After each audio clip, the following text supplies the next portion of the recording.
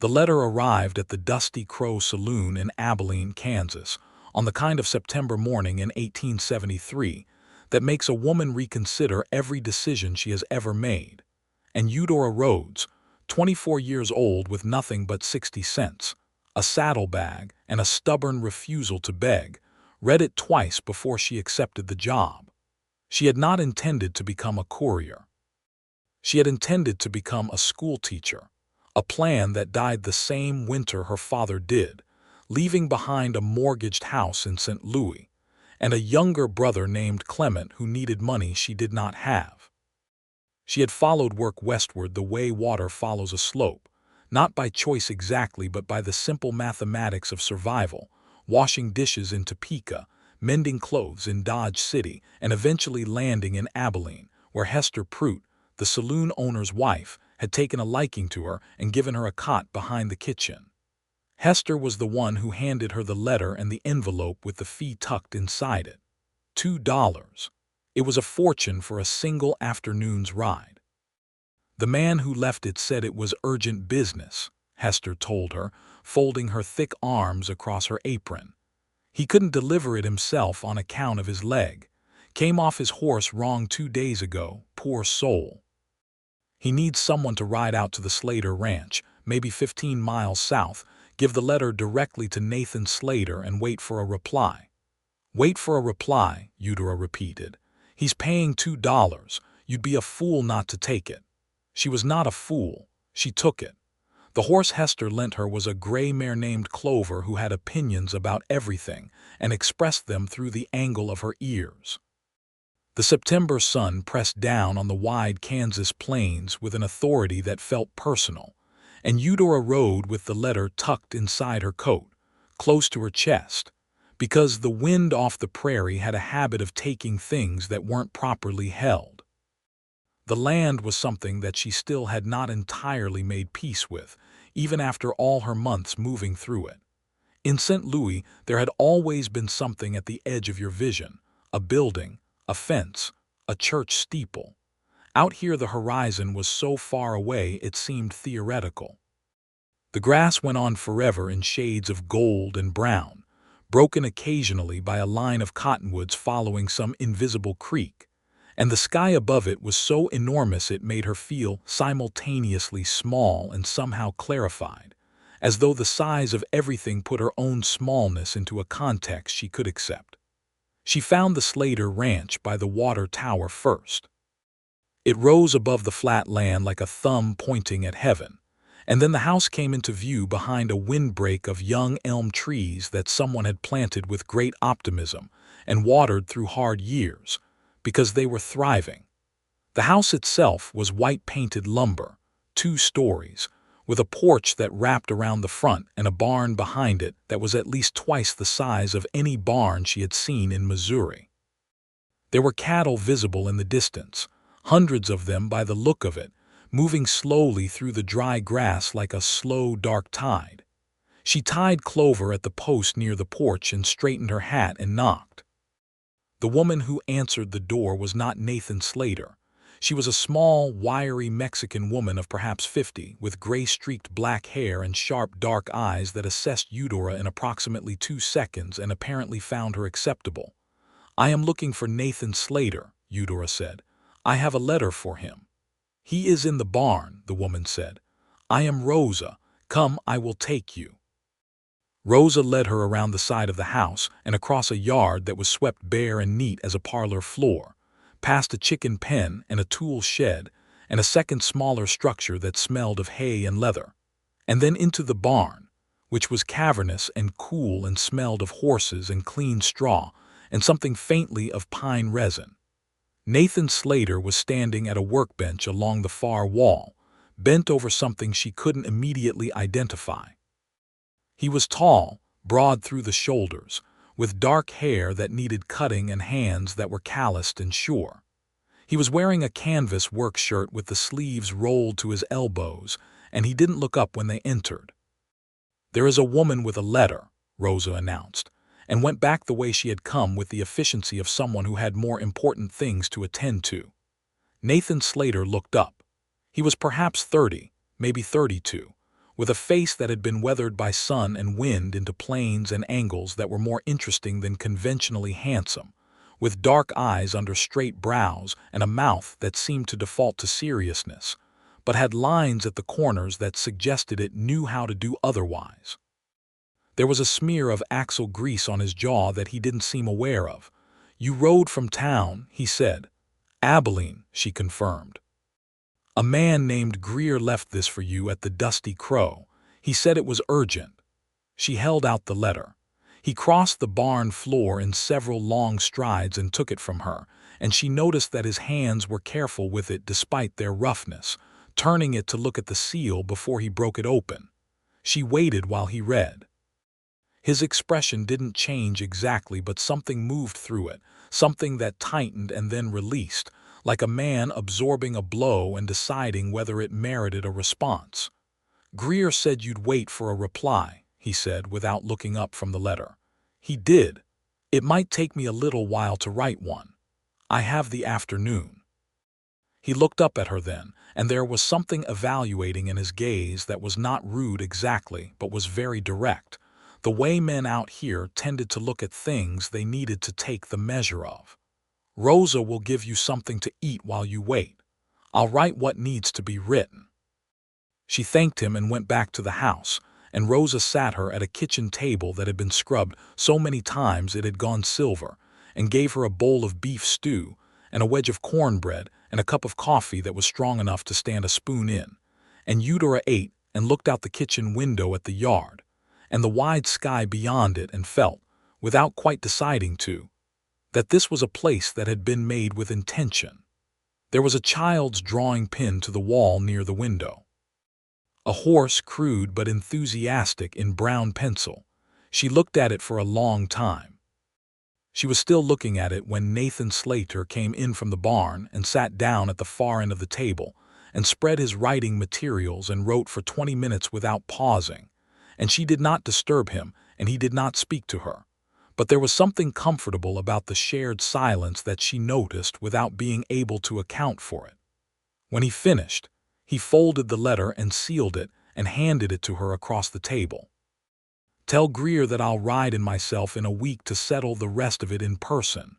"I'll tell him." She stood to go, and he stood as well, which struck her as a courtesy she hadn't expected. "Your horse is a gray mare," he said. "I notice she's favoring her left foreleg."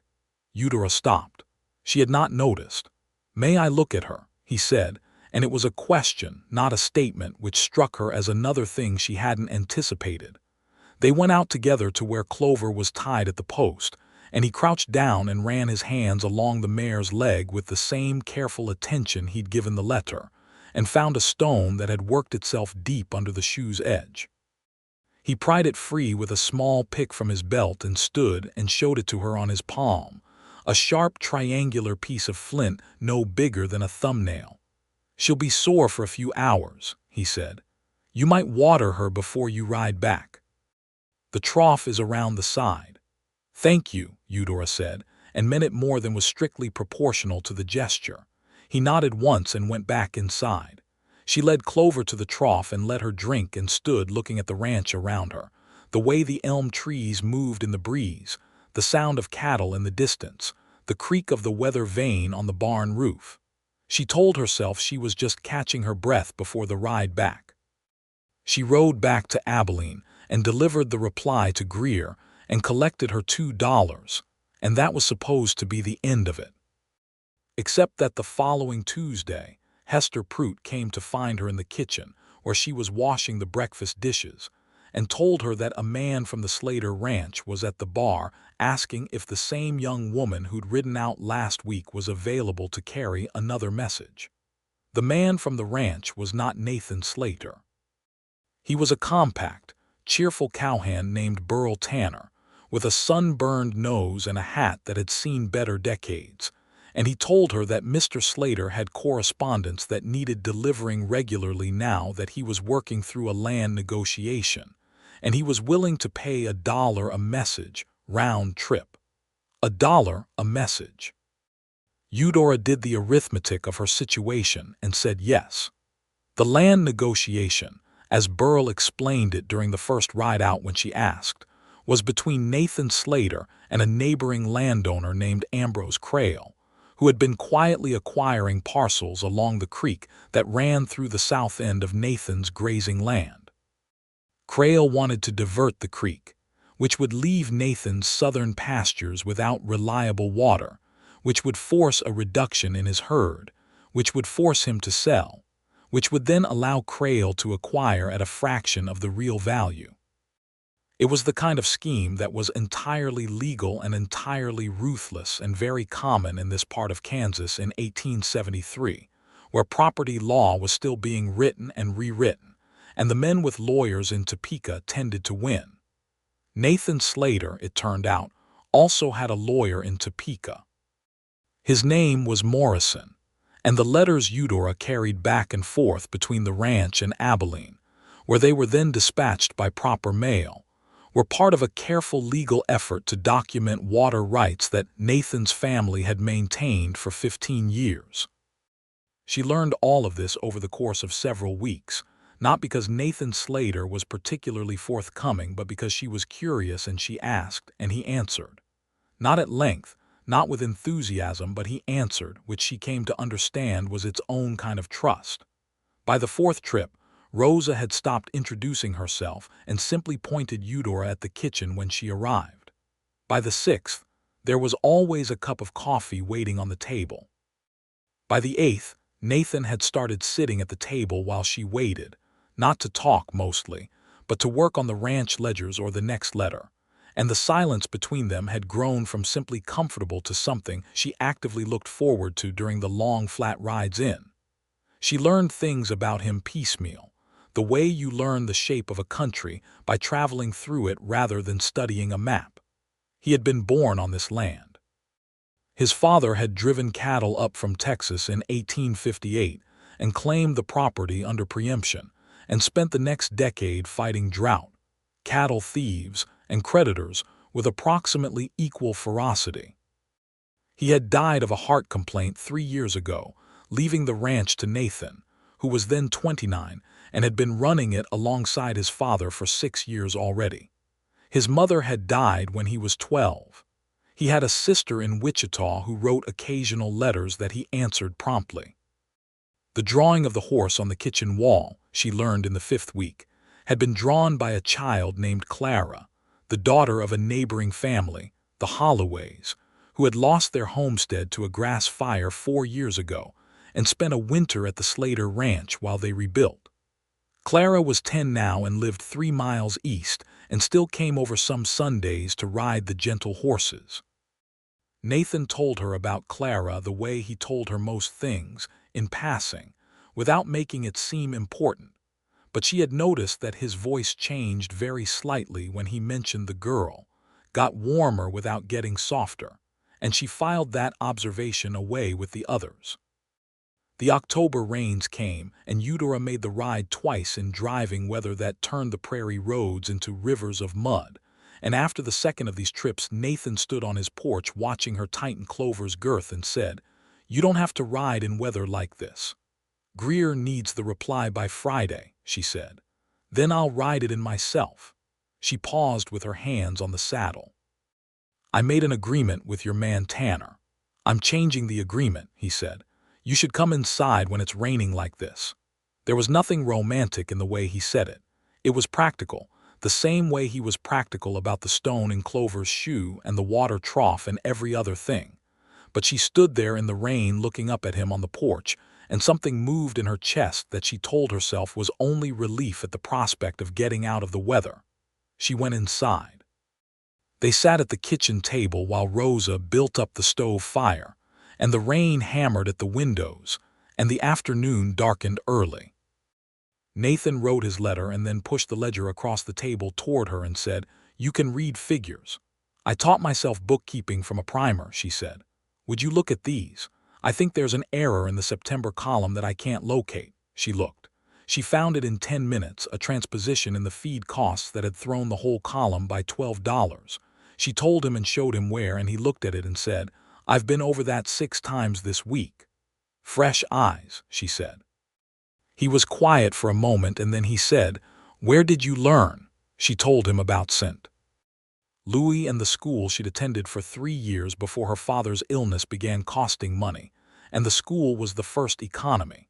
She told him about the primer she'd bought second-hand from a peddler and read by candle stub in the room she shared with her father and Clement, working through the sums by finger count when the arithmetic felt too abstract. Nathan listened in the way he did everything, with complete attention and no interruption, and when she was finished he said, "Your brother. You said he needs money. How much?" She hadn't meant to tell him about Clement. She hadn't meant to tell him anything personal. But the fire in the stove and the rain at the windows and the long afternoon had loosened something, and she'd talked more than she'd intended. "He's 19, she said. "He wants to buy into a printing concern in St. Louis. He needs $300 by March or the other partners will find someone else." 300, Nathan said, as though fixing the number to something. "Yes." He didn't say anything else about it. He folded his letter and sealed it and handed it to her. The rain had eased to a thin drizzle by then, and she rode back to Abilene with the letter under her coat, and Clement's ambitions pressing against her chest like something physical. She carried 17 more messages between October and the end of November, and in the margins of those trips, she helped Rosa preserve the last of the garden's squash, and mended a section of the barn's interior tackle that was coming loose, and fixed the error she'd found in the September ledger by auditing the entire quarter's books, which took her 3 afternoons spread across 3 separate visits, seated at the kitchen table with Nathan across from her.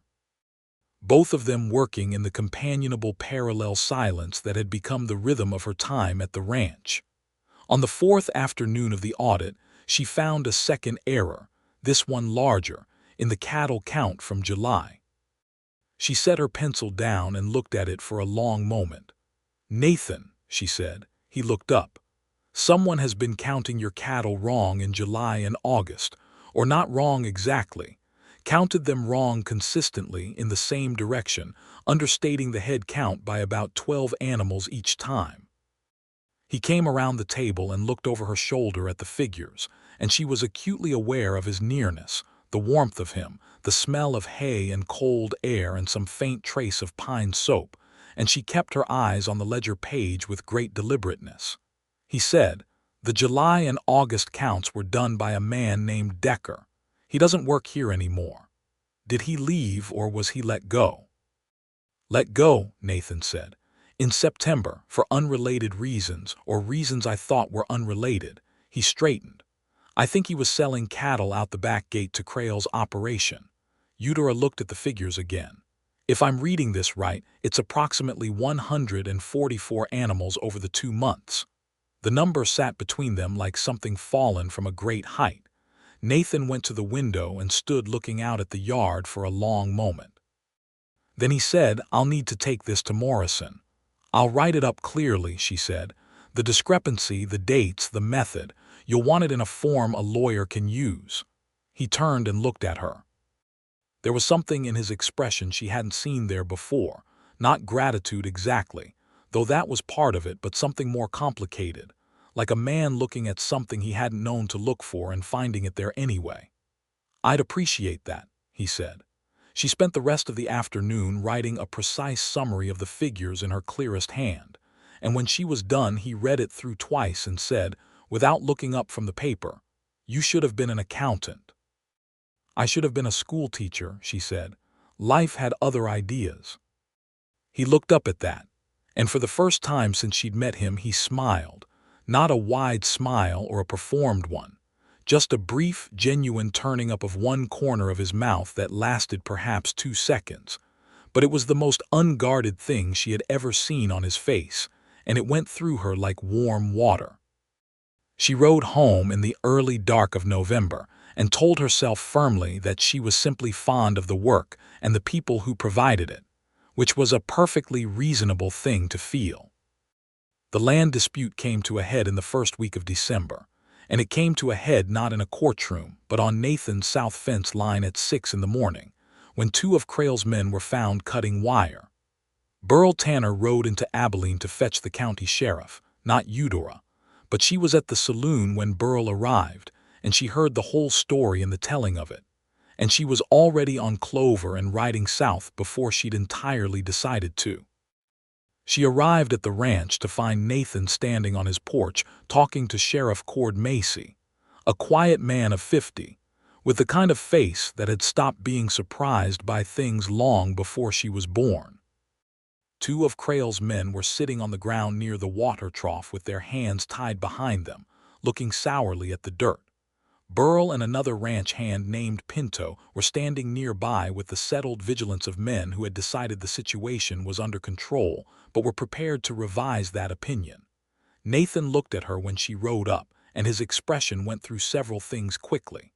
Surprise, something that might have been relief, then the settled seriousness again. "You didn't need to come," he said.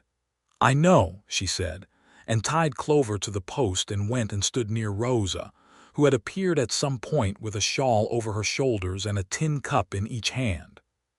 The sheriff took his time with Crail's men. He was methodical and unhurried, the way competent men often are when they have the situation in hand. Crail himself arrived an hour later, riding up with a third man who had the look of someone who considered himself legal counsel and the actuality of someone who had read a law book once. And there was a conversation that was heated on Crail's side and very quiet on the sheriff's. And then Macy produced Nathan's Morrison correspondence and the transcribed figure summaries that Eudora had written, and Crail's expression went from heated to something much colder and much more careful. The wire cutting was clearly illegal.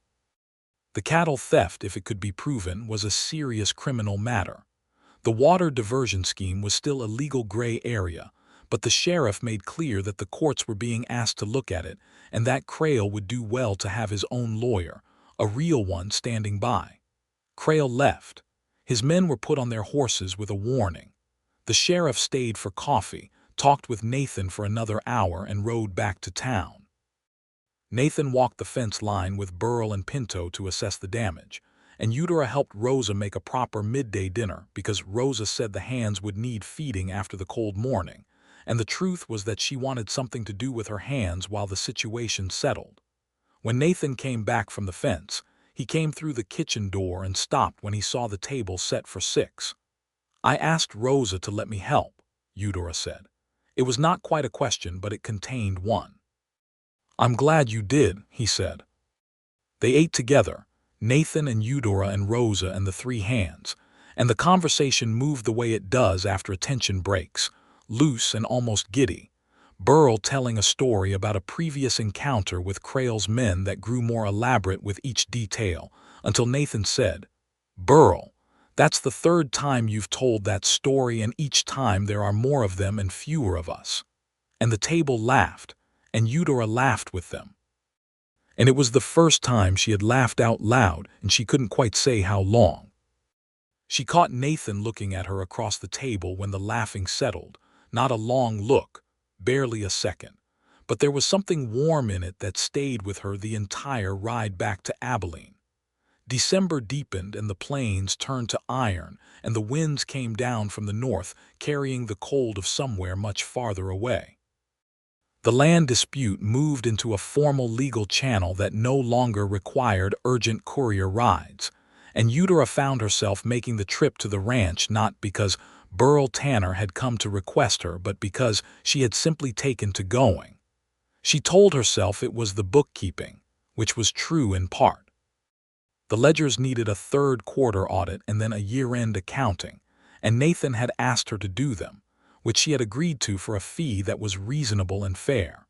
But she rode out on days when there were no ledgers to be done too, on days when the sky was a pale winter blue and the frost still showed on the shaded sides of fence posts, and she told herself she was just stretching Clover's legs. Rosa never commented on her arrivals. She simply moved a cup to Eudora's usual place at the table and poured the coffee. Nathan, for his part, received her visits with the same equanimity he seemed to bring to most things, accepting them as fact rather than making a production of them. He was not a demonstrative man. He did not say much that was personal, and she had learned that this was not coldness but a kind of native reserve, the territory of a person who had spent a great deal of time alone and with animals and had learned to let silence do the work that other people used words for. But he was kind in concrete ways. He always saw to Clover before he saw to anything else when she arrived. He asked after Clement without prompting and listened to the answers. When she arrived one morning with chapped hands so raw they'd cracked at the knuckles from the cold, he went without a word to a cabinet in the barn and returned with a tin of salve that smelled of beeswax and lanolin and set it in front of her and returned to what he'd been doing. She used the salve and set the tin back on the table. "Keep it," he said without looking up. She put it in her coat pocket and it was still there 2 weeks later. Christmas came, which she had not been looking forward to. The saloon was loud and cheerful, and she was glad of the warmth and grateful to Hester Prout for the small kindnesses the woman dispensed without making a show of them. But Christmas was the holiday that reminded her most sharply of her father, who had made paper chains with her and Clement when there was no money for proper decorations, and had sung him slightly off-key with enormous conviction, and she missed him with a specific physical quality that she was not used to feeling. Nathan rode into Abilene on the 23rd, which she hadn't expected. He came to the saloon looking for Hester Prout, and Hester brought him to the kitchen where Eudora was, and he stood in the kitchen doorway holding a wrapped package the size of a large book and looked as though he had been less uncertain facing Crail's men on the fence line. "Rosa sent fruitcake," he said. "She makes it in November. It's very good. I also—" He stopped, held out the package. "I thought you might want these." She unwrapped it at the table while he stood in the doorway. It was 3 books. An accounting primer, newer than her old one and more complete. A collected volume of American poetry that she hadn't seen before. And a small, slim volume of natural history about the grassland plains with illustrations. She looked at them for a long moment without speaking. "They sell books at Morrison's partner's office in town," Nathan said, in the tone of a man explaining something that needed no explanation. "He said those were good ones."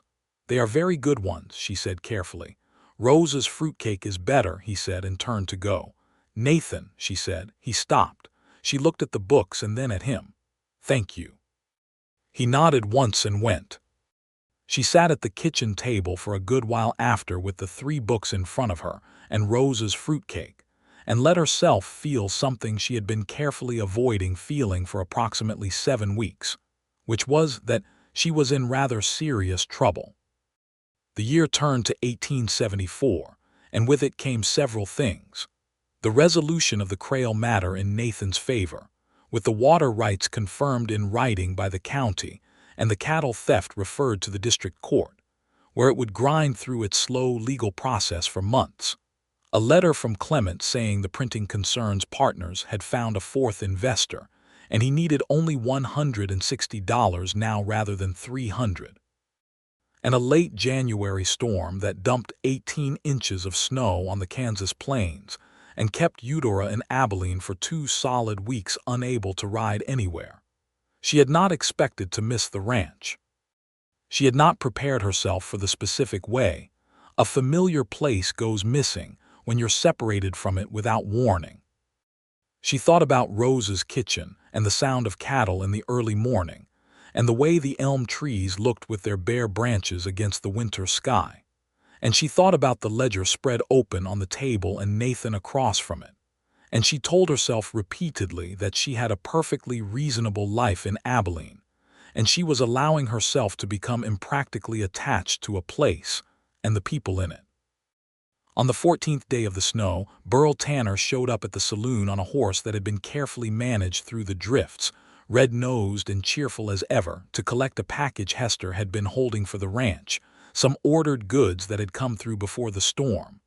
"How are things out there?" Eudora asked him more casually than she meant. "Good enough," Burl said. "Cold as a well chain. Pinto broke 2 fingers trying to fix a frozen pump. Mr. Slater's been mending fence line since the snow came down because apparently posts and blizzards don't agree. Rosa's been feeding us like we're all her wayward children, which I will never complain about." He paused, strapping the package to his saddle. He asked after you, actually, Mr. Slater. Asked if you were keeping well in the cold." She looked at her hands. "Tell him I am." "I'll do that," Burl said, and swung up and rode back out into the white. She was already working out in her head how soon the roads would be passable. The snow broke in the second week of February, and she was on Clover the next morning before full light, riding south through a world that was white and strange and luminous. The snow compacted enough to hold under Clover's hooves. The sky above the prairie, a pale, clear blue that seemed to have been washed clean by the storm. She arrived at the ranch just as the sun cleared the horizon, and Rosa opened the kitchen door before she'd finished tying Clover as though she'd been expected. Nathan was at the workbench in the barn.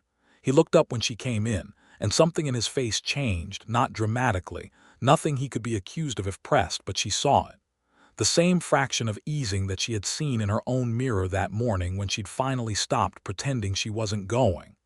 "Roads are clear," she said. "Mostly," he agreed. "I thought I'd come and finish the year-end figures." "They'll be glad to see you," he said, which was such an odd way to refer to ledger books that she almost smiled. "And the ledgers," she said, because she was not quite ready. "Yes," he said, "those too." She worked on the books that morning and through to midday, and Nathan came in from the fence work at noon and ate with her and Rosa, and the afternoon she spent mending a section of the barn's interior tackle, because it had been bothering her since October. She had brought the proper needles and waxed thread from Abilene, and the work took her 3 hours, and she did it in the kind of absorbed, satisfying silence that comes from physical work matched exactly to your current capacity. Nathan came to check on the tackle at 4 in the afternoon and stood looking at it for a moment and then said, "Where did you learn to work leather?" "A saddler in Dodge City," she said. "He let me watch and then let me practice on scrap. I paid him in kitchen work." "You have a lot of skills you traded kitchen work for." "I have a lot of skills I needed and no money to pay for them properly," she said. "You find ways." He was quiet for a moment, looking at the mended tackle. Then he said, "Will you stay for supper?" She had been staying for supper for 3 months now, whenever the ride back allowed it, so this was not exactly a novel question. But something in the way he asked it was different enough that she looked up from the harness. He was looking at her directly. His expression was its usual seriousness, but there was something underneath it that was not entirely controlled, not entirely contained. And she thought of the way the prairie looks in the moment just before a weather change, all that still air charged with what's coming. "Yes," she said. "I'll stay for supper." Supper that night was Rosa's stewed chicken and yam bread and coffee, with a spoonful of molasses. And the conversation was easy and ranging in the way it had become, touching on the legal result of the Crail matter, and the spring cattle plans, and a book Eudora had been reading from the natural history volume he'd given her at Christmas. When she mentioned the book, Nathan reached past Rosa's bread plate and took it from where she'd set it on the table's edge to keep it from the food smells, and opened it to the illustration she'd been describing, the one of the short-grass prairie ecosystem, the interlocking relationships of bison grass and prairie dog and hawk and grass snake.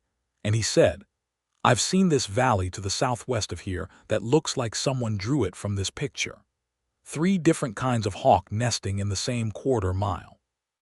"I would like to see that," she said. He looked at her over the top of the book. "When it's warmer," he said, "I'll take you." She was very careful with her expression. "When it's warmer," she agreed. She rode back to Abilene in the cold dark, and the stars over the plains were extraordinary, blazing and numerous and close feeling in the cold air.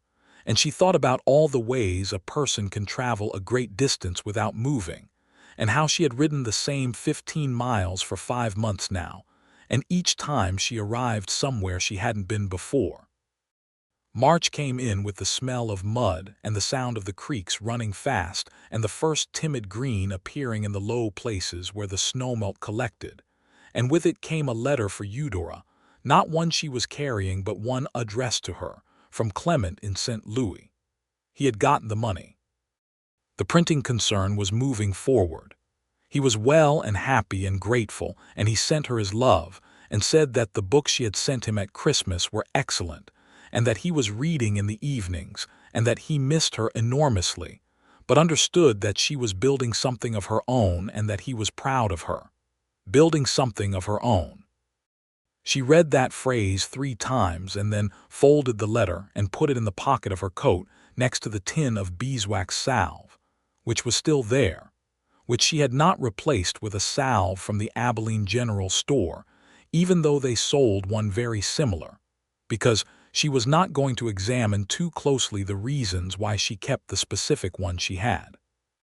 She carried the Clement letter to the ranch the next time she went, not to share it, but because she had taken to carrying things she wanted to think about in that long, flat riding time, letting the motion of the horse and the big sky work on her thoughts the way weather works on stone, slowly and surely. It was a warm March day, warm enough to feel like a promise, with a south wind carrying the smell of something green and alive. And when she arrived at the ranch, Nathan was in the yard with a small girl of perhaps 10 years who could only be Clara Holloway, given the way she was confidently directing Nathan toward the gentlest of the horses, with the authority of someone who has decided exactly how this afternoon will proceed. Nathan looked up when Eudora rode in, and Clara Holloway turned and studied Eudora with frank curiosity and then said, "Are you the one who fixed the barn tackle?" "I am," Eudora said.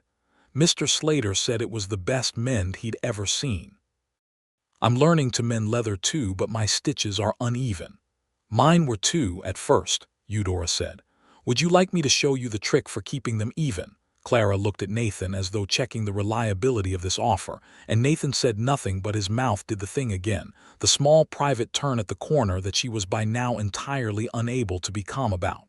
"After riding," Clara said seriously. "I am going to ride Nutmeg first." "After riding," Eudora agreed. She spent the afternoon showing Clara the trick of the even stitch, while Nathan repaired a section of fence rail nearby, and the spring sun warmed the yard, and the chickens had opinions about all of it.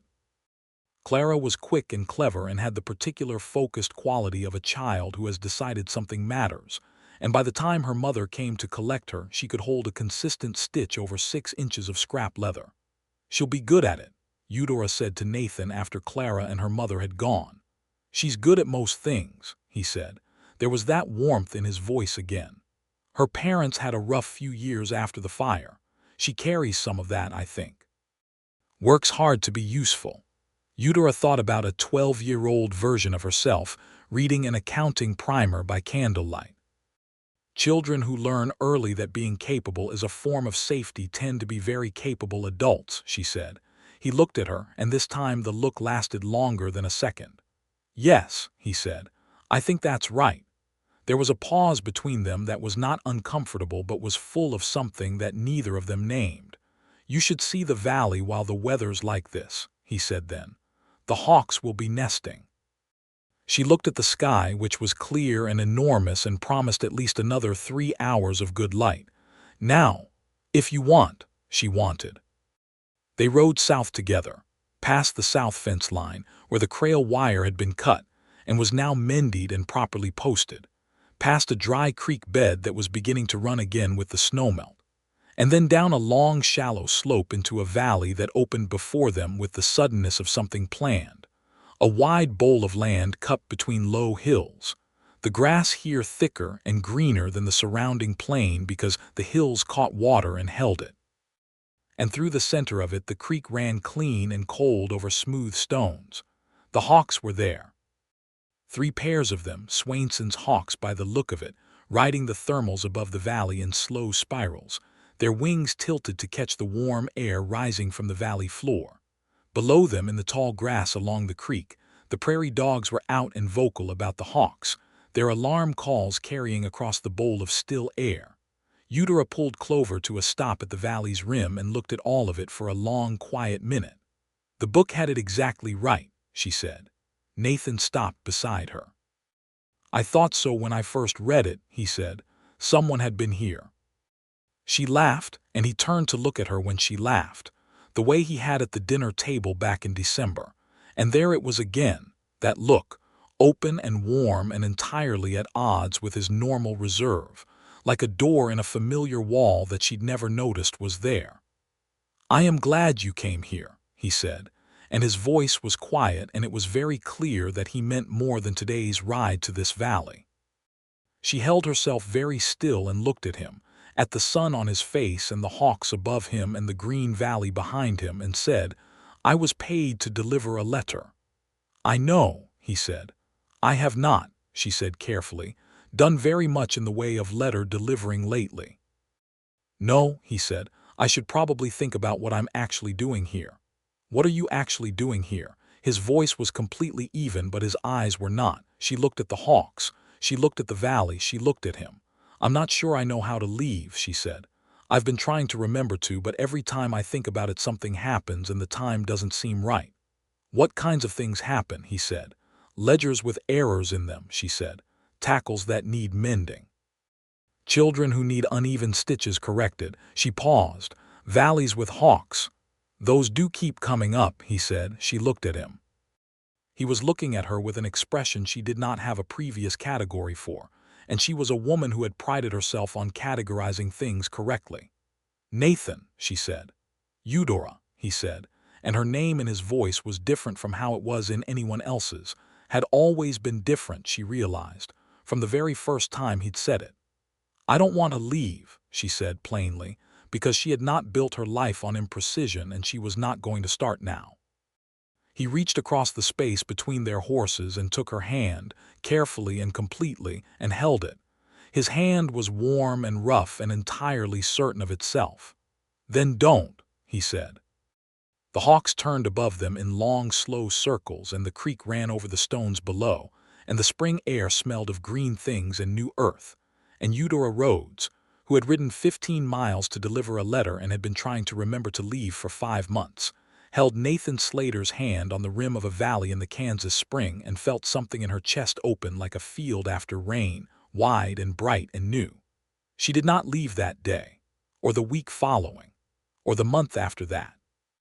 Spring moved through the plains with its usual drama, the thunderstorms that came up out of nowhere in the afternoons, and turned the sky green and sent lightning across the horizon in jagged sheets, while the cattle bunched in the low places, and the hands rode to keep them from running. Eudora watched the first of these storms from the Slater ranch porch, standing next to Nathan while the rain came in horizontal sheets, and the wind made the elm trees into wild things, and she thought of all the storms she had watched from various inadequate shelters over the past 2 years, and how this was the first one she had watched from a place that felt entirely solid. There was a conversation about her situation that happened in April, not dramatically, not with declarations she could not have stood, but quietly at the kitchen table, the way their important conversations always happened. "I need to tell you some things," Nathan said one morning, setting down his coffee cup with the deliberateness of a man who has been composing this moment for some time. "All right," she said. "This ranch will be my life for the foreseeable future," he said. "It's not a simple life. The winters are hard. The legal situation with Prairie isn't entirely finished, and there may be more of that kind of trouble from other directions. I work from before light most days." "I'm not particularly good at saying things." He paused. "You know most of this already." "I do," she said. "I'm telling you anyway," he said, "because I want you to know that I know I'm not." He stopped, started again. "You could do other things. You could be a bookkeeper in any town in Kansas. You could teach school. You could do a great many things that are easier than this." "Yes," she said. "I want you to stay," he said. "Not as the woman who fixes my ledgers and mends my tackle and rides 15 miles because there's always something that needs doing. I want you to stay as." He stopped again, and she waited, because she had learned that he needed time with the important things. "I want you to stay as the person I am trying to build something with, if that's something you'd want." She looked at her coffee cup. She looked at the morning light coming through the kitchen window and the elm trees beyond it and the yard where she had spent more cumulative hours than she had spent in her rented room in Abilene. She thought about Clement's letter, building something of your own.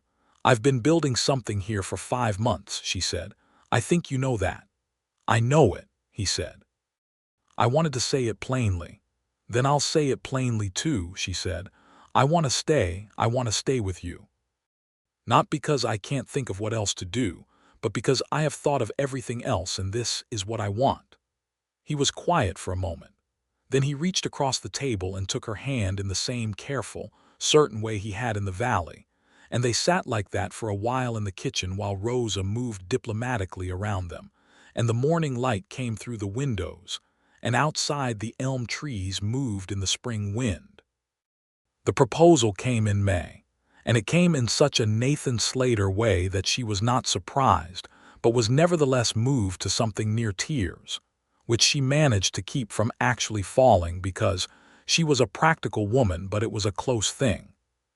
He had taken her back to the valley with the hawks, which were now raising their first clutch of eggs and were accordingly more vocal and dramatic than they had been in March. They stood at the valley's rim in the warm May evening with the light going golden over everything, and he turned to her and said, I have a question.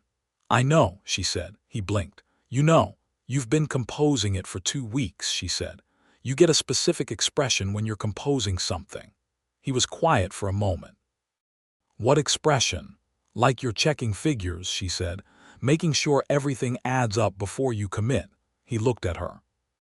Then the corner of his mouth turned up, not the small private turn this time, but a full smile, the most complete one she had seen on his face, and it changed everything about him the way turning a lamp up changes a room, and she thought, looking at it, that she wanted to see that smile every day for the rest of her life. Eudora Rhodes, he said, will you marry me? Yes, she said. I've been waiting for you to finish adding it up. He pulled her in and held her with his arms around her against the warmth of him, and over his shoulder she could see the hawks circling in the gold air above the valley, and it was the finest view she had ever had from anywhere. They were married in June of 1874 in the Abilene church, with Hester Prout weeping cheerfully in the front pew and Burl Tanner and Pinto, and the other hands cleaned up to an almost unrecognizable polish in the back rows, and Rosa in a dark blue dress that she announced she had been saving for a worthy occasion, and had apparently decided this qualified. Clement came from St. Louis for the wedding. He was 19 and gangling and too clever by half, and he took one look at Nathan and one look at his sister, and said to Nathan in a voice that was trying very hard to be the voice of a man making a serious point, You'll take care of her. Nathan looked at him steadily. I'm intending to, he said, though I'd put it that we'll take care of each other. Your sister is not the kind of person who needs doing things for. Clement considered this and appeared to find it sufficient. That's true, he said. She once fixed our kitchen drain with a bent spoon and an iron hook because we couldn't afford the plumber. I'm not surprised, Nathan said. Eudora, standing nearby in her wedding dress, which was cream-colored lawn with blue ribbon trim that Rosa had helped her make over 3 weeks of determined evenings, said, I am standing right here. We know, Clement said, and hugged her. She danced at her own wedding, which she hadn't done at anyone else's in years, and she danced with Nathan, who was not a natural dancer, but approached it the way he approached most things, with steady, honest effort, and they moved around the floor of the church hall while Burl played a fiddle of surprising competence, and Pinto played a mouth organ, and Rosa sat at the edge of the room with her coffee cup looking satisfied in the manner of someone who has been waiting for a thing to happen, and is glad it finally has.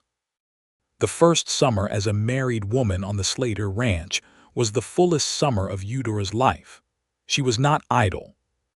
She had never been idle and would not have known how to be, but this was a different quality of occupation than she had known before, work done in a place that was hers, that she was part of, not a temporary arrangement or a paid service but a life. She kept the books.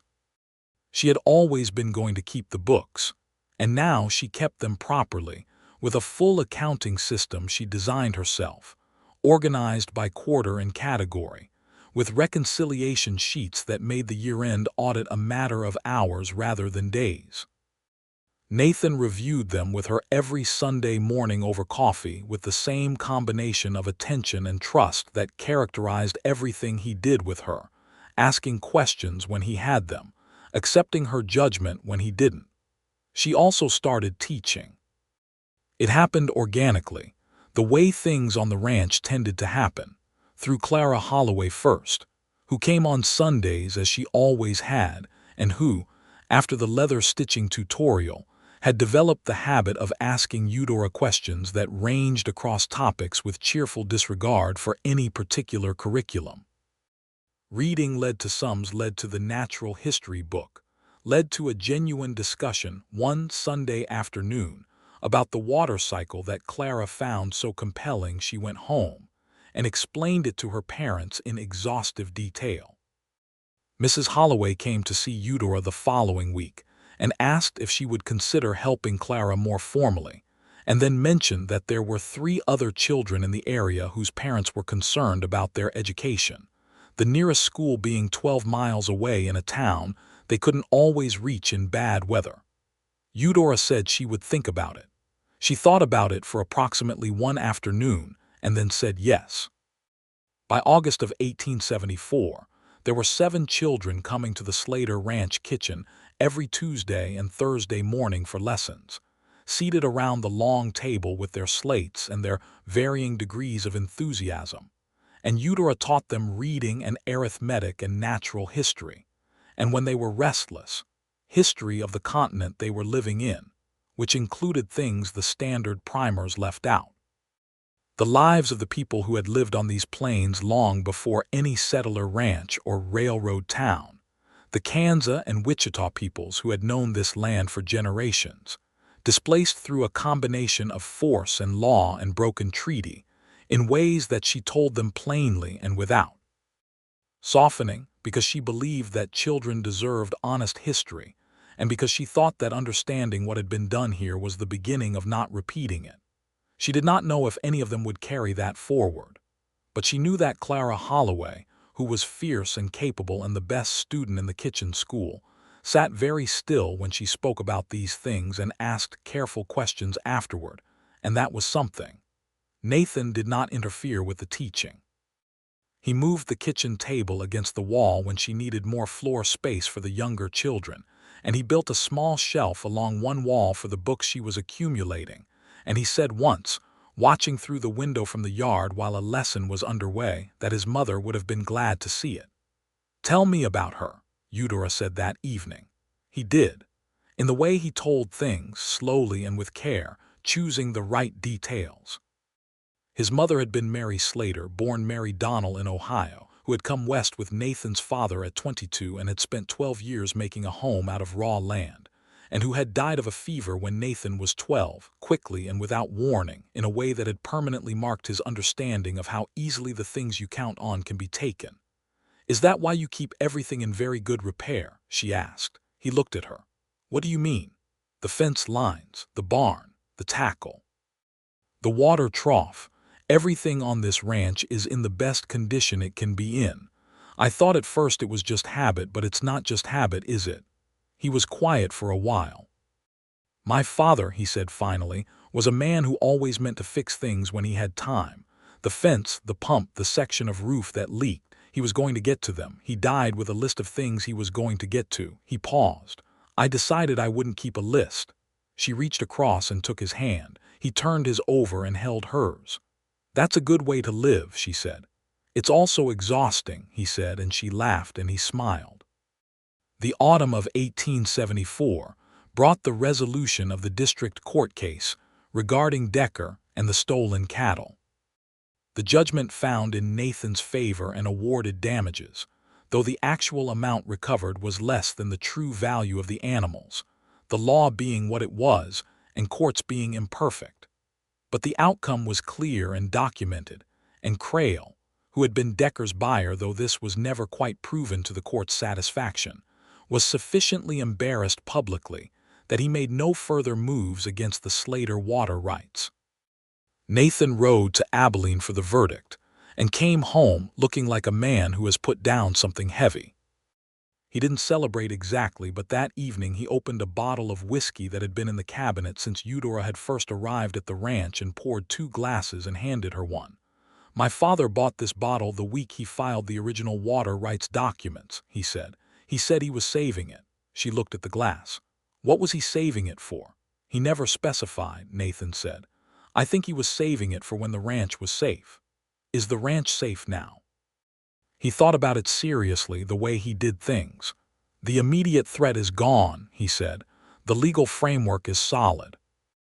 I have enough hands I trust, enough cattle to run the land properly, enough water for the herd. The books balance." He looked at her. "And you are here, which is the part I didn't plan for and which has made everything else make more sense." She felt the warmth of that settle into her the way the whiskey settled, slow and complete. "I'll drink to that," she said. They drank. In the winter of 1874 into 1875, 3 things happened that changed the shape of the ranch. The first was that Burl Tanner, who had been talking for years about wanting his own place, found a 40-acre parcel 7 miles west that was going for a reasonable price, and came to Nathan with his hat in his hands and asked for an advance against his wages toward the purchase. Nathan gave him the advance and also gave him a breeding pair of cattle as a wedding gift, because Burl had gotten quietly engaged to a woman named Pearl from Abilene that fall, and because Nathan Slater did not keep lists of things he was going to get to. The second thing was that Eudora found she was expecting a child, which she told Nathan on a January morning while he was reviewing the feed ledger, and which caused him to set the ledger down very carefully and then look at her for a long moment with an expression she had never seen on his face, which was something very close to overwhelmed. "Are you all right?" she asked. He stood up from the table and came around it and put his hands on her shoulders with enormous care, as though she had become suddenly more delicate, which she was going to have to correct his thinking about, but she let him have the moment. "I am very much all right," he said. "Are you?" "I am," she said. "I intend to be. I am not going to become fragile. I want that stated clearly." "I know you're not going to become fragile," he said. "You've never been fragile a day in your life." "Good," she said. "As long as we understand each other." "We do," he said. And then he pulled her in and held her, and against his chest she allowed herself to be held completely, which was something she was still learning to do, the particular grace of letting someone else carry some of the weight. The third thing that happened that winter was that Rosa's sister wrote from San Antonio, and Rosa read the letter at the kitchen table and then set it down and looked at it for a long time without speaking. And Eudora, who had by now learned to read Rosa's silences as well as Nathan's, said, "What is it?" "My sister is not well," Rosa said. "Her husband died 2 years ago. She has 3 children and she is not well." Eudora and Nathan talked that evening, quietly. And the next morning they told Rosa that if she needed to go to San Antonio, she should go, and that they would manage the house, and that her place on the ranch was permanent and she should come back when she was able.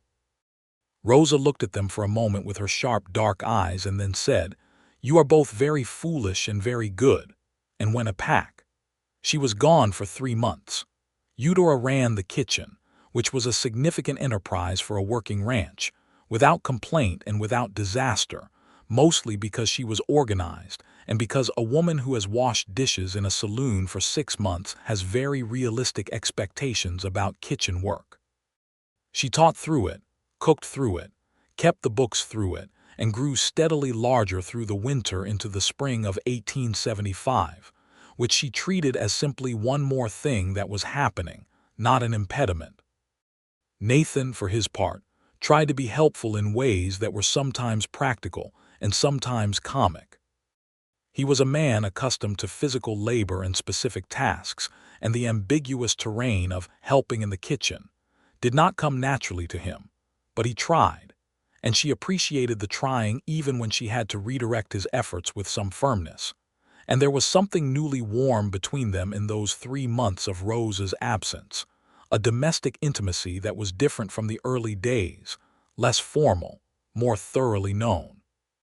He would find her at the end of the evening, when the kitchen was finally clean, and the lesson preparation for the morning was done, sitting in the chair by the stove with the natural history book or the poetry volume, and he would come and sit beside her and sometimes read his own correspondence, and sometimes just sit. And the fire would work down, and the prairie night would press against the windows, and she thought on many of these evenings that she had not known. Starting out from St. Louis with her saddlebag and her 60 cents, that this was the country you could arrive at. Their son was born in April of 1875, in the bedroom upstairs at the Slater Ranch, with a midwife from Abilene in attendance and Rosa, who had returned in March with her color back and her manner more settled, standing by with the practicality of a woman who has seen this before. Nathan was downstairs, because the midwife had been very clear about where he would be, and when the sound came from upstairs, he was standing at the bottom of the staircase before it had fully faded, and Rosa came to the top of the stairs and looked down at him and said, "A boy. Both are well." He sat down on the bottom stair, which she reported to Eudora later with great satisfaction. The baby was named James William Slater, James for Nathan's father and William for Eudora's.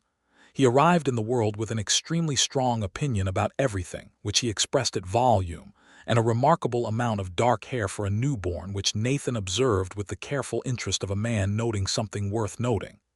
"He has your eyes," Eudora said, the first morning she had energy enough for observation. "He has your mouth," Nathan said. "He will be very articulate about his views." "Heaven help us," she said, and laughed. And he sat on the edge of the bed, and she leaned against his shoulder, and James William Slater slept between them with the total confidence of a person who has decided the world is satisfactory. The spring of 1875 passed into the summer with the ranch full and loud in new ways. James was a good-natured baby outside of his strong opinions, interested in everything that moved and particularly fascinated by the horses, whom he observed from the porch with round-eyed concentration from the time he was old enough to sit propped against a post. Clara Holloway, now 11, treated him with the dedicated helpfulness of a child who has been given an important responsibility and intends to honor it, and he was accordingly passed between Clara and Rosa and Eudora, and the various hands who had developed entirely unguarded affections for him, with a smoothness that suggested he was already managing his household effectively. Nathan, who Eudora had known to be gentle but had not known the full extent of until now, turned out to be the kind of father who got on the floor to look at things from his son's perspective, and who narrated the world in the same quiet, attentive way he narrated everything, telling James the names of the hawks and the specific qualities of the soil, and the difference between the sounds of different wind directions across the plains, which the baby found compelling in the way that very young children find everything their father says compelling. The kitchen school continued. By the summer of 1875, Eudora had 9 students, ranging in age from 6 to 14, and she had written to the county school board in Topeka to inquire about formal certification, which would allow her to receive a small stipend and qualify the arrangement as an official school. The board replied in late summer with a questionnaire and a request for references, which she provided, and in the fall a man from the board made the ride out to sit in on a lesson. A fussy man in a suit that was already dusty from the road, who seemed braced for inadequacy, and instead sat in the back of the kitchen and watched 9 children of varying ages demonstrate their reading and arithmetic, and then listened to Clara Holloway explain the water cycle to a 6-year-old in terms the 6-year-old found entirely compelling. He wrote the approval letter from the same kitchen table before he rode back. The stipend was small, $17 per quarter, but Eudora added it to the ledger with the same care she gave every entry, and it counted. By the autumn of 1875, the Slater Ranch had a settled quality that Eudora sometimes caught herself noticing from the outside of it, as though she could see it the way a stranger riding past might see it. The white house with its wrapping porch, the elm trees now well established and providing real shade, the barn in good repair, the fence lines tight and properly posted, the kitchen full of children on Tuesday and Thursday mornings, smoke from the stove in the evenings, the sound of a baby, and the particular domestic music of a house that is lived in fully. She wrote to Clement about all of it, long letters that she suspected she enjoyed writing more than he enjoyed the length of receiving, but he was faithful in his replies, and his printing concern was going well, and he had taken a partner, a woman named Augusta, who wrote a brief additional note at the bottom of his November letter that was precise and warm, and suggested to Eudora that her brother had found someone whose company he deserved. She told Nathan about Augusta at supper. "He'll be wanting to marry her," Nathan said, who had met Clement and understood him. "He'll be wanting to marry her by Christmas," Eudora said, "and asking me what to do about it by January." "What will you tell him?" She thought about it. "I'll tell him that the important things are not things you plan perfectly," she said. "You just have to know what you want and say it plainly." Nathan smiled. "Is that what you'll tell him? It worked reasonably well for me. You took 5 months to say it plainly." "I said it in March," she said. "In the valley, you took until May." "I was doing the figures," he said, which was as close as he ever came to being playful, and she loved him for it with a completeness that still sometimes surprised her with its weight. The second winter settled over the ranch, and they moved through it with the rhythm they had built. The books and the lessons and the evening fires and James growing steadily from a baby who observed the horses to a baby who had opinions about horses, and expressed them through the arm gestures available to someone who has not yet mastered walking. In December of 1875, 2 years almost exactly from the day Nathan had handed her 3 books in the saloon kitchen in Abilene, Eudora sat at the same kitchen table where she had first looked at the September ledger and done the multiplication of her situation, and she wrote a letter to Clement's Augusta, which said, among other things, "The life I have here is not the one I planned, but it is the one I would plan if I were wise enough to plan it, which I wasn't. The West is not kind to everyone. It is hard and unglamorous, and the winters are serious and the work is real. But if you find the right person and the right place, which is to say if you find a person worth building a life with and a place worth building it in, then the hard parts become part of the thing itself, not obstacles to it. I hope very much that you and my brother are building something worthy of both of you." She sealed the letter and put it with the others going to the post in Abilene, and went to find Nathan, who was in the barn with James strapped to his chest in a sling Rosa had made, showing the baby the specific qualities of the different kinds of saddle leather, because Nathan Slater did not keep lists of things he was going to get to, and this included things he was going to tell his son.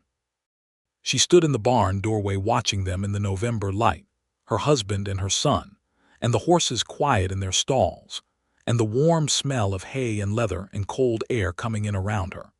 And she thought about a September morning in 1873 when she had 60 cents and a stubborn refusal to beg and a letter to deliver 15 miles south, and how that morning was both very far away and very precisely here, contained in everything around her the way a seed contains its whole future even when it's resting in a dry palm.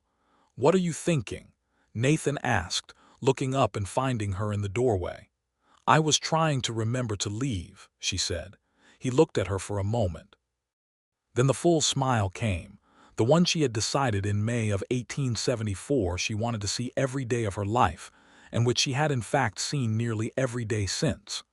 "How's that going?" he said. "Poorly," she said. "Good," he said.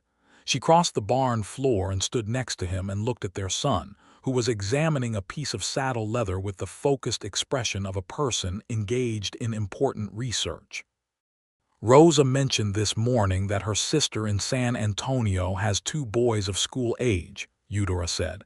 "She wants to bring them to stay, let me teach them alongside the others."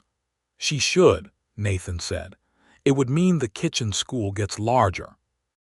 I've been thinking we might need to build a proper room for it, something off the side of the house with proper windows and a board on the wall for writing." Nathan looked down at her with the expression he had for plans she brought to him that he was already moving to execute in his head. "Tell me the dimensions you'd want," he said. "I'll draw it out this evening," she said. "Then we'll build it in the spring," he said. It was not a question. It was Nathan Slater not keeping a list. James grabbed Eudora's finger with the iron certainty of a person who has decided something is his. And she let him have it, and he regarded it with profound satisfaction, and then fell asleep between his parents with the total confidence of a person who knows exactly where he belongs. Spring of 1876 came in loud and green, and they built the schoolroom off the east side of the house. 6 proper windows and a good wood floor, and a length of smooth dark board along one wall for chalk writing, which Eudora had ordered from a catalog through the Abilene hardware store. Rosa's nephews, Eduardo and Miguel, aged 8 and 6, arrived with Rosa from San Antonio in April and joined the kitchen school, which was now a proper school and therefore not in the kitchen, a transition that Rosa celebrated by rearranging the kitchen with great satisfaction. Eduardo was solemn and precise, and took to reading with the ferocity of someone who has waited for it. Miguel was a chaos engine of curiosity who asked questions at a rate that would have exhausted a lesser teacher, but which Eudora found energizing, because she had always believed that a child's questions are not interruptions to learning but the learning itself. James, now a year old and walking with the determined uncertainty of someone, convinced that speed will compensate for balance, regarded the schoolroom as a general resource to be visited freely, and Eudora worked around his appearances with equanimity. The spring also brought a second letter from Clement, this one confirming what she had predicted to Nathan. He and Augusta intended to marry in the fall, and he wanted to know if she and Nathan would come to St. Louis for the wedding.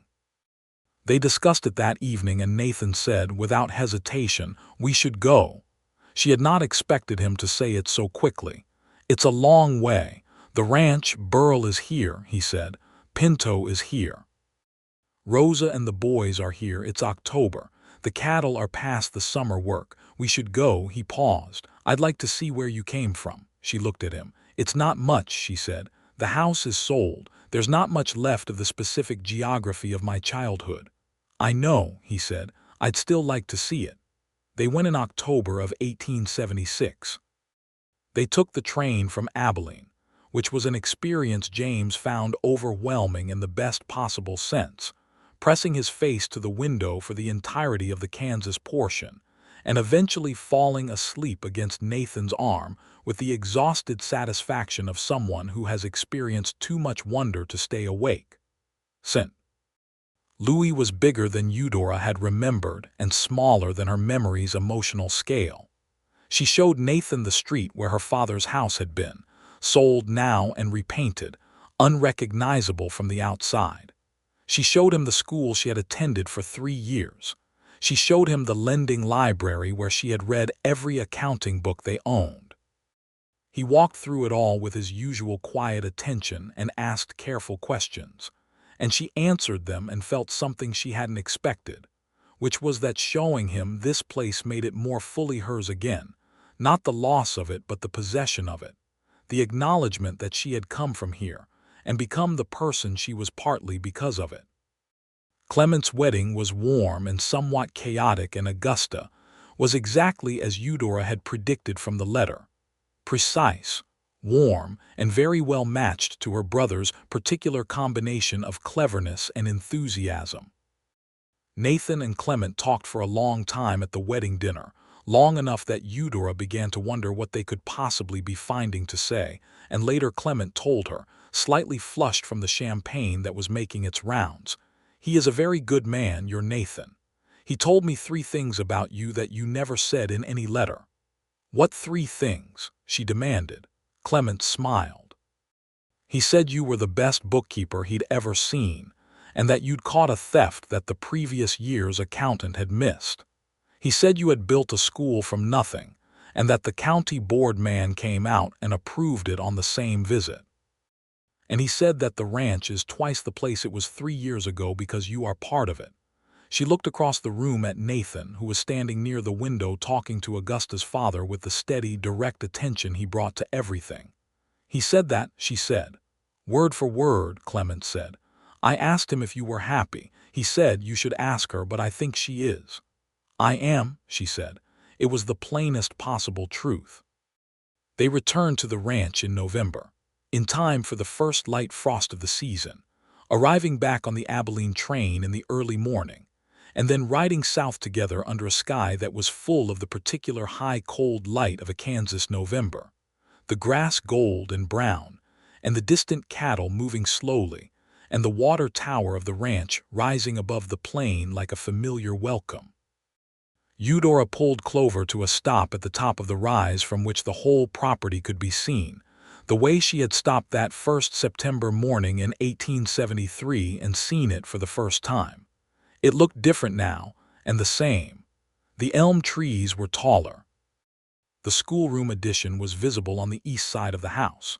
The barn was freshly painted because she had added it to the autumn work list and Nathan had made sure it got done. But the shape of it was the same.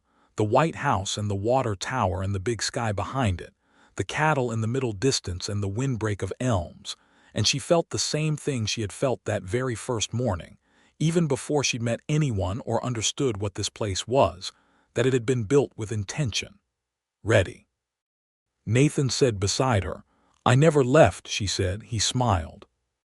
They rode down into the yard together, and Rosa came out of the kitchen door wiping her hands on her apron, with the expression of a woman who has been managing things excellently in their absence and wishes them to know it. And James, who had been parked on Rosa's hip, saw his parents and launched into the kind of total-body excitement available only to 1-year-olds, his arms windmilling with such enthusiasm that Rosa had to tighten her hold to keep him from propelling himself into the yard.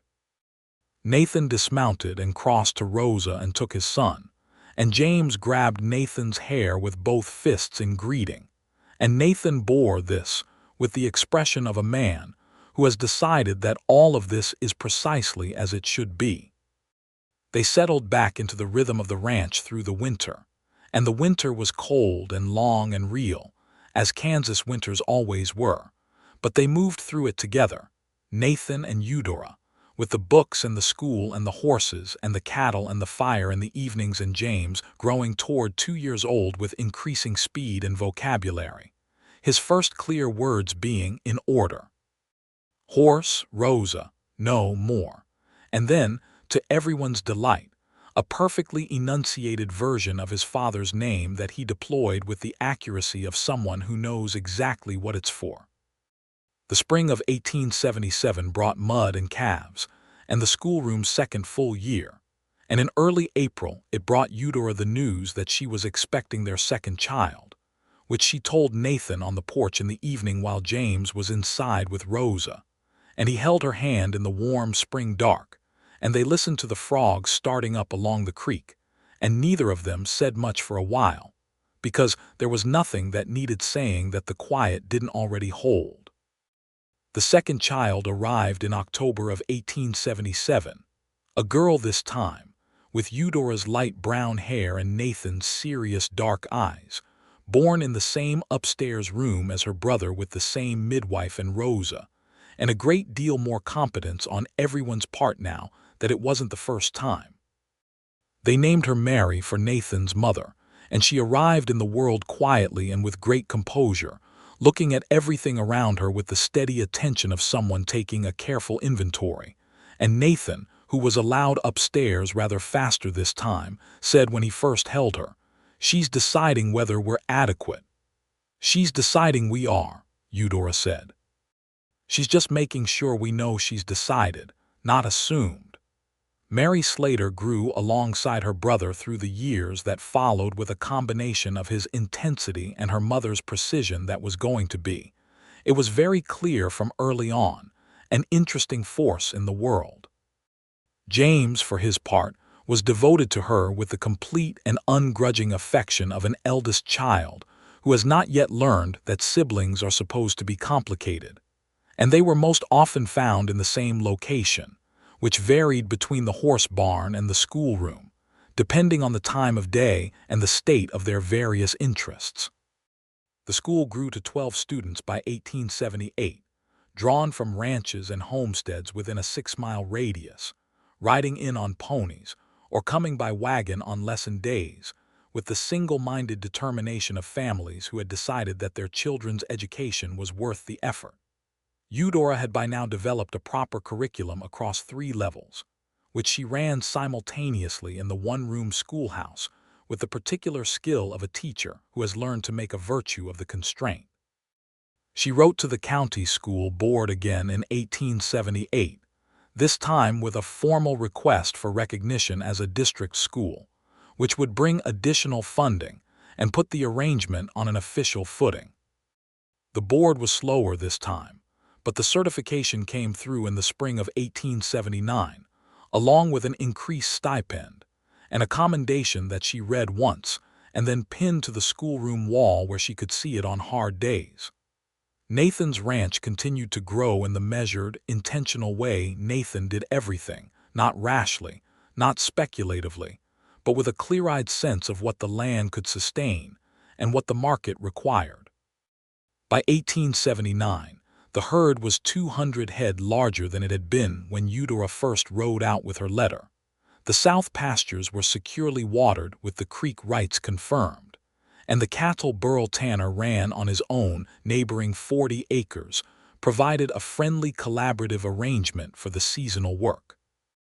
Burl had married Pearl from Abilene in 1875, and they had 2 children, a boy and a girl, both of whom were students in Eudora's school, and Pearl Tanner had become one of Eudora's closest friends, a tall, practical woman with a gift for irony and a brisket recipe she guarded with her life, which Eudora respected even as she attempted on 2 occasions to reverse engineer it. The Crail matter concluded itself finally in 1879, when Ambrose Crail sold his remaining properties in the county and moved to Colorado, reportedly having decided that Kansas was not rewarding his efforts. The district court case about Decker had concluded in 1876 with a judgment that paid Nathan back approximately 60% of the assessed value of the stolen cattle, which was not justice exactly, but was more than most people expected from the courts in these years. Nathan deposited the judgment amount and put it against the winter feed account, and said nothing much about it except that it was done. In December of 1879, 6 years after Eudora had ridden south on a gray mare named Clover with a letter under her coat and 60 cents in her pocket, she sat at the long table in the kitchen of the Slater ranch and wrote the year-end accounts with James beside her practicing his letters on a slate and Mary asleep in the next room, and Rosa singing something quiet in Spanish near the stove, and the cold pressing at the windows, and the fire doing what fires do best. Nathan came in from the barn and crossed to the stove and stood next to Rosa for a moment warming his hands, and then came to the table and looked over Eudora's shoulder at the accounts, and she heard him make the small sound that meant the numbers confirmed what he'd thought they'd confirm. "Good year," he said. "Very good year," she said. "The August beef price held and the winter feed costs came in under estimate. You were right about the feed." "I usually am about the feed," she said serenely, and he leaned down and kissed the top of her head with the easy affection of a man who has been doing it long enough to do it without thinking, which was her favorite version. James looked up from his slate. "Papa," he said with the tone of someone reporting an important development, "I can write my whole name." "Show me," Nathan said, and sat down across from him. James wrote James William Slater in large, uneven capitals with the enormous care and concentration of a 4-year-old who knows this matters. Nathan looked at it for a moment. "That's excellent work," he said.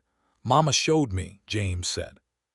"She shows everyone everything," Nathan said, and looked at her across the table with the expression she knew by now in every variation, the warm, particular, direct look that was entirely hers, that she had been its sole recipient for 5 years and intended to remain so, the look that said everything Nathan Slater was not naturally inclined to say aloud and somehow managed to say without a word. She held it for a moment and then looked back at her accounts. "Go wash up for supper," she told James. "Take your sister when she wakes." "She's always sleeping," James said with brotherly exasperation. "She's 8 months old," Eudora said. "She has an excuse. Go." He went, with the slightly resentful compliance of someone who knows the argument is over but wants the record to show he had won. Nathan reached across the ledger and took her hand. She turned hers over and held his, the way they had been holding each other's hands for 5 years in the kitchen and on the porch and on the rim of a valley and in a church in June, and in the dark of many December nights, the solid, certain grip of two people who have decided that this is the thing they are holding on to. "What are you thinking?" he said. She looked at the accounts, at the numbers that added up to something she could measure and something she could not, at the ledger that contained the full record of a life built in this place, at her own handwriting across years of entries, growing more comfortable, more certain, more at home. "I'm thinking I rode 15 miles to deliver a letter," she said. "And then I forgot to leave." "Thank God for that," Nathan said. Outside, the December wind moved through the elm trees, taller now than when they were planted, rooted so deep in the Kansas earth that nothing was going to move them, and the smoke rose from the chimney into the cold, clear stars. And inside the house there were voices, James calling something to his sleeping sister, and Rosa answering him from the kitchen, and somewhere upstairs the small returning sounds of Mary Slater waking to the world. And the fire burned steady and warm, and the accounts balanced, and the man across the table did not let go of her hand. She had been paid $2 to deliver a message to the rancher. She had stayed 3 seasons before she remembered to leave.